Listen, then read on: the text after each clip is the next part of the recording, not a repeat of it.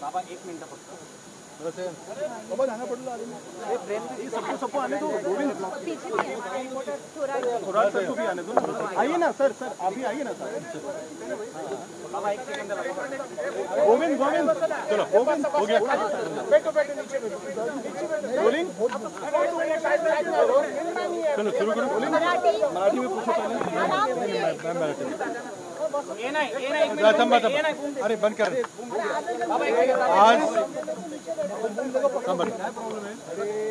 आज महाविकास आघाडीच्या प्रमुख नेत्यांची एक समन्वय समितीची बैठक झाली।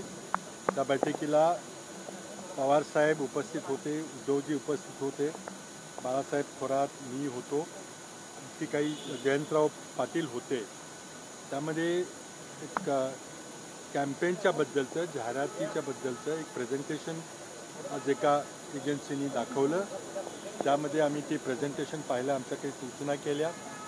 त्यानंतर पुढच्या कॅम्पेनच्या संदर्भातले काही चर्चेचे विषय झाले आणि अतिशय सौहार्दपूर्ण वातावरणात बरेचसे विषय आम्ही त्यामध्ये मार्गी लावलेले आहेत। आता त्यामध्ये काही निर्णय झाले, त्याची माहिती तुम्हाला वेळोवेळी दिली जाईल। सर, ज्या पद्धतीनं जागा वाटपाच्या बाबतीत जे वाद येत होते ते शमलेत का? एकूण जागा 48 आहेत। पक्ष 3 आहेत, काही इतर छोटे पक्ष आहेत। 2 पक्षाच्या आघाडीचा आम्हाला अनुभव आहे, 3 हे जरा आणखी अवघडीचं असतं। त्यामुळं बहुतेक सगळे विषय संपलेले आहेत, काही थोडेसे आहेत, त्याची चर्चा चालू आहे। काही दिवसांपूर्वी म्हणजे कालच नाराजी व्यक्त केली होती आजच्या बैठकीत बोलून दाखवले असं नाही आता बघा, मी काय आपल्याला काय सांगितलं की काही विषय थोडेसे प्रलंबित आहेत।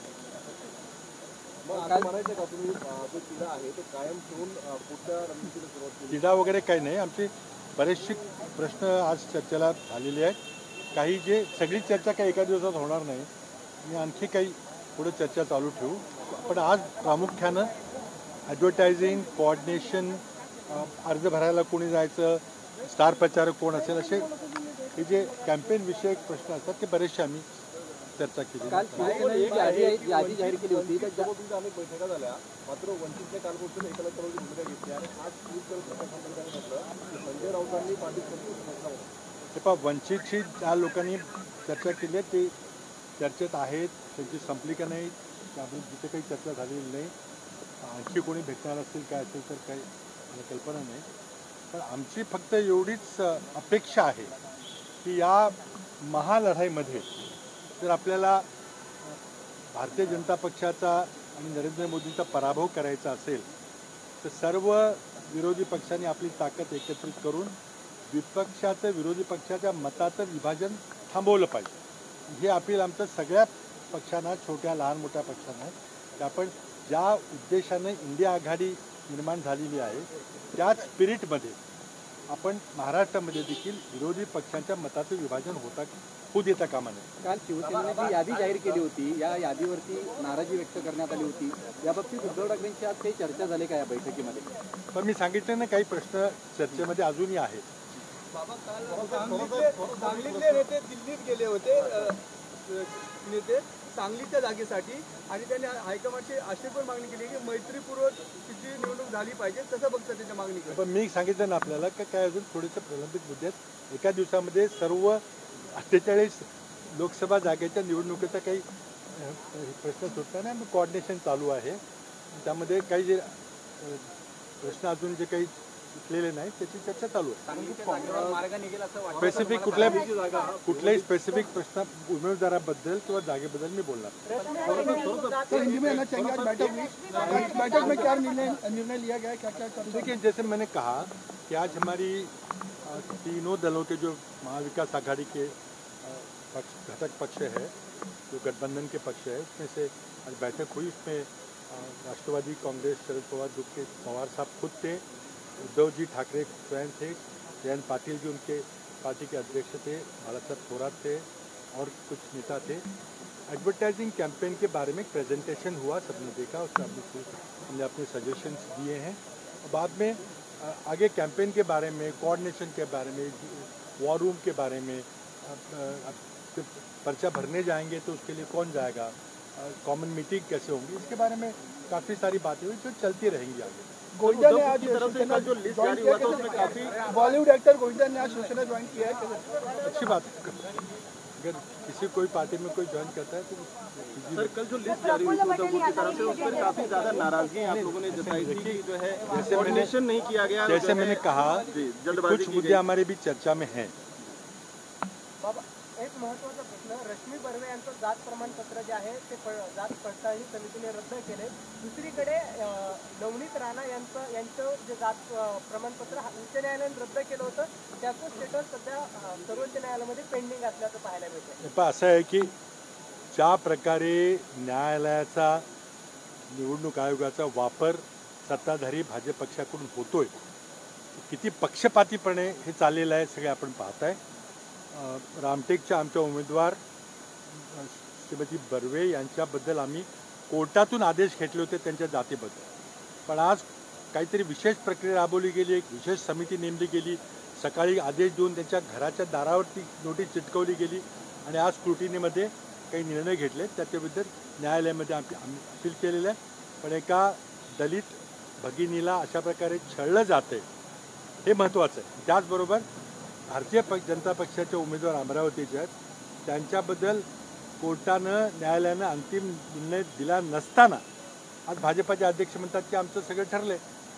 त्याच्याविरुद्ध आम्ही निवडणूक आयोगामध्ये तक्रार पण केलेली आहे. तर इतक्या पक्षपातीपणे सरकार आपल्या सत्तेचा दुरुपयोग करतंय हे आपल्या निदर्शनास आलं असेल.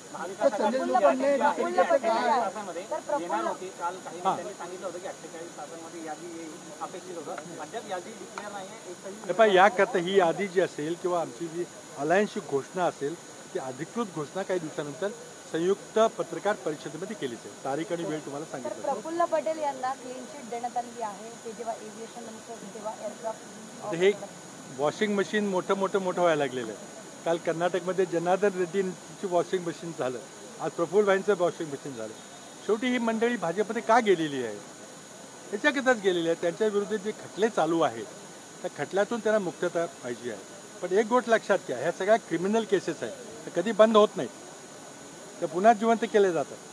आज जो पक्ष फुटून वेगळा पक्ष राष्ट्रवादीचा झालेला आहे अजित पवारांच्या नेतृत्वाखाली, त्यापैकी काही नेत्यांना क्लीन चिट मिळाले, काहींना मिळालेली नाही, हे लक्षात घ्या. कुणाबद्दल बोलतो तुम्हाला माहिती आहे. प्रफुल्लभाईंना क्लीन चिट मिळाली आहे, पण इथले जे राज्य बँकेचे घोटाळे आहेत किंवा सिंचन घोटाळे त्यामध्ये क्लीन चिट मिळाली नाही. म्हणजे हे कसं सिलेक्टिव्ह त्यांच्यामध्ये पण चाललंय ते बघून घ्या.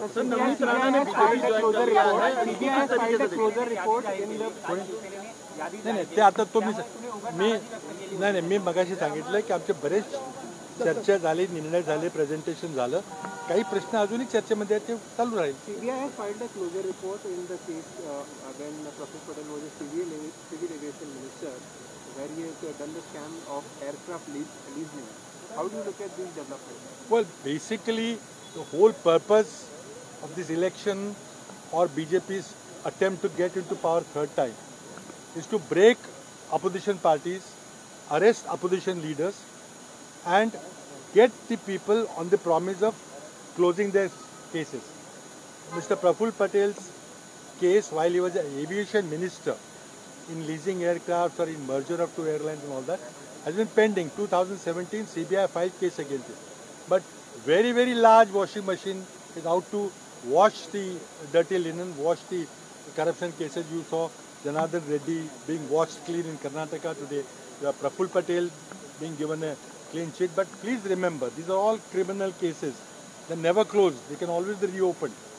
And selectively, in case of Rashtrabadi, the NCP, Ajit Pawar group, Mr. Praful Patel apparently has been given some relief, not relief, but some closure by CBI.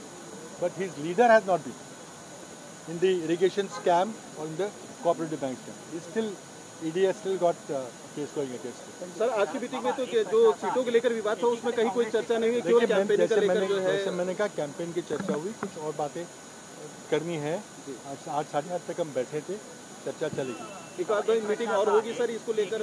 कि पूरे चुनाव खत्म होने तक हमारी कोऑर्डिनेशन होती रहेगी। वो तो खैर हमारी जब गठबंधन है ये तो होता रहेगा चर्चा, कौन बैठेगा क्या करेगा वो तो सुविधा के नोट ज्वाइंट प्रेस कॉन्फ्रेंस होगा सर, जी हाँ। सीटों की शेयरिंग को जी हाँ, लेकर, लिस्ट जी हाँ, जारी जी हाँ। होने को लेकर जल्द- फॉर्मल अलायंस का डिक्लेरेशन हम एक ज्वाइंट प्रेस कॉन्फ्रेंस में करेंगे, उसकी तारीख और समय आपको बता दिया जाएगा। मोठे बँक अकाउंट जे आहे ते फ्रीज करण्यात आले. दुसरीकडे निर्मला सीतारामन जे आहे ते असं म्हणतात की माझ्याकडे पैसे नाही म्हणून मी निवडणूक लढवणार नाही. निर्मला सीताराम काय म्हणतात ते तुम्ही त्यांना विचारा, पण काँग्रेस पक्षाचे बँक अकाउंट फ्रीज केलेले आहेत ही वस्तुस्थिती आहे. किरकोळ उशीर झाला 2017-18च्या अकाउंट फाईल करण्याकरता, त्याकरता प्रचंड मोठी शिक्षा आणि दंड आम्हाला केला. 210 कोटीचा दंड लावण्यात आलेला आहे आणि आमची बँक खाती गोठवलेली आहे. त्यामुळं विरोधी पक्षाच्या नेत्यांना तुरुंगात टाकायचं आहे, त्यांना प्रचार करता येऊ नये, विरोधी पक्षाची बँक खाती गोठवायची, त्यांना निवडणुकीला खर्च करता येऊ नये, कशा पद्धतीनं भारतीय जनता पक्ष सत्तेचा दुरुपयोग करतोय आणि दुसऱ्या बाजूला निवडणूक आयोग शांतपणे ही सगळी प्रक्रिया पाहत बसले. दिल्ली हाईकोर्ट ने सर जो है मुख्यमंत्री तुमच्या नावाची सुद्धा मुख्यमंत्री जो मला पद काय- था केजरीवाल को लेकर उनके खिलाफ जो है मुख्यमंत्री पद से हटाना चाहिए, इस बारे में जो एप्लीकेशन डाली गई थी कोर्ट ने उसको रिजेक्ट कर दिया है केजरीवाल को मुख्यमंत्री पद से हटाने को लेकर. सर किस तरीके से देखते हैं? देखिए, मैं तो यही जानता हूँ कि पता नहीं उन्होंने पुतिन साहब को जब बधाई के लिए फ़ोन किया था तब उन्होंने बताया था कि 88% वोट से कैसे जीता जाता है, तो वही शायद मोदी जी कर रहे हैं. पहले सोरेन साहब को अरेस्ट किया, अब इनको केजरीवाल जी को अरेस्ट किया, पता नहीं और कितनी लंबी फहरिस्त उनके पास है और कौन कौन अरेस्ट किया जाएगा.